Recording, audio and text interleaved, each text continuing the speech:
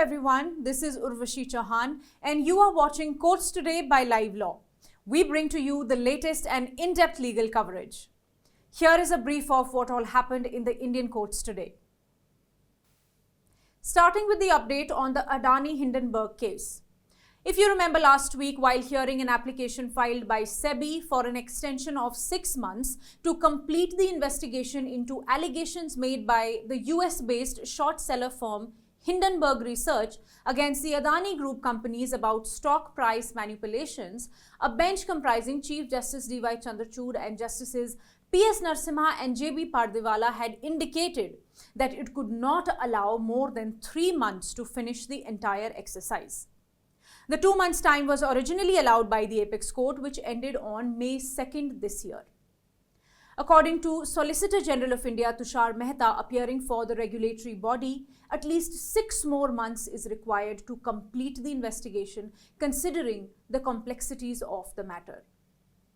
Today, in a rejoinder affidavit filed by SEBI, it has given additional reasons for seeking more time by highlighting the complexity of transactions referred to in the controversial report. Besides this, the Securities Board has also denied the allegation made by the petitioner that it had been investigating Adani since 2016. As per SEBI, their investigation actually pertained to the issuance of global depository receipts by 51 Indian listed companies, which did not include any listed company of Adani Group. It will be interesting to see how much time extension is granted to SEBI by the Supreme Court. Stay tuned with LiveLaw. The Supreme Court today granted time to the Commissioner Delhi Police to file a counter affidavit in a plea filed by Communist Party of India Marxist leader Brinda Karat seeking registration of FIR against BJP leaders Anurag Thakur and Parvesh Verma for allegedly delivering hate speeches in 2020. The trial court had rejected her plea for registration of FIRs against the BJP leaders. She had then moved the Delhi High Court in a criminal writ petition, which was also dismissed in June last year. She then filed an SLP against the Delhi High Court's order of dismissal before the Supreme Court. A bench comprising Justices K.M. Joseph and B.V. Nagaratna has directed the matter to be now listed on 14th of August 2023. Justice M.R. Shah is today retiring from the Supreme Court. Justice Shah is the 4th senior-most judge in the Supreme Court. In March 2004, he was appointed as an additional judge of the Gujarat High Court and was appointed as permanent judge in June 2005.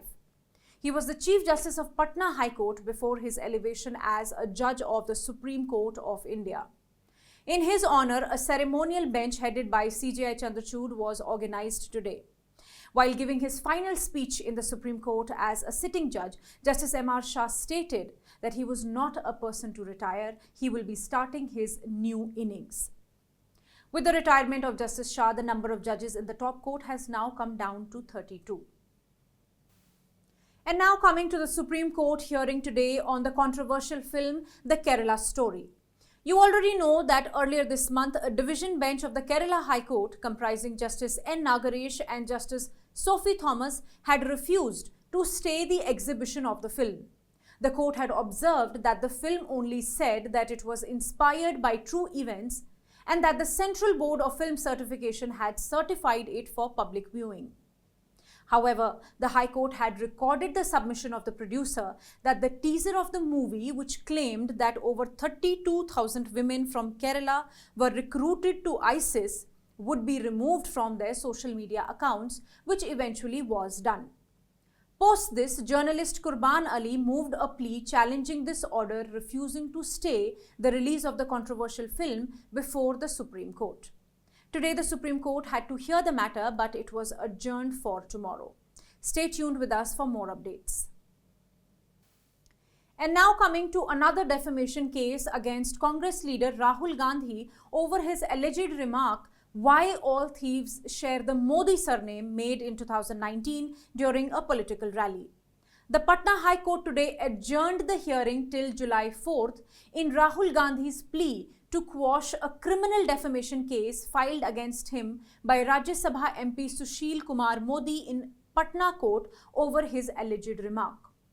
In April this year, an affidavit was filed on behalf of Gandhi before the High Court pleading that since for the alleged Modi surname remark, Gandhi has been tried and convicted by the Surat court, therefore now the case pending before the Patna court would be hit by the doctrine of double jeopardy, which, as you know, means that no person shall be prosecuted and punished for the same offence more than once.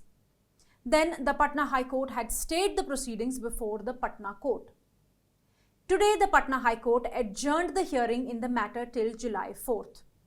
The interim relief of stay-on proceedings will also continue to operate till the next date of hearing. And lastly, coming to the Delhi High Court that today reserved its decision on a public interest litigation moved by advocate and BJP leader Ashwini Kumar Upadhyay. This PIL seeks directions on the Delhi police that during the investigation, before they undergo scientific tests like narco analysis and brain mapping to prove the allegations, the police must ask the complainant if he is willing to undergo such scientific tests. According to the petitioner, this would reduce police investigation time and precious judicial time. The petitioner also sought for a direction on the Law Commission of India to examine the best practices of developed countries and prepare a detailed report to control fake cases. Today, the division bench of Chief Justice Satish Chandra Sharma and Justice Subramaniam Prasad said that they were not lawmakers and reserved the verdict. The court will pass the appropriate order on the same in due time. Stay tuned with us. Thank you for watching. If you wish to know more details about the cases I mentioned here, you can check the links given in the description box below.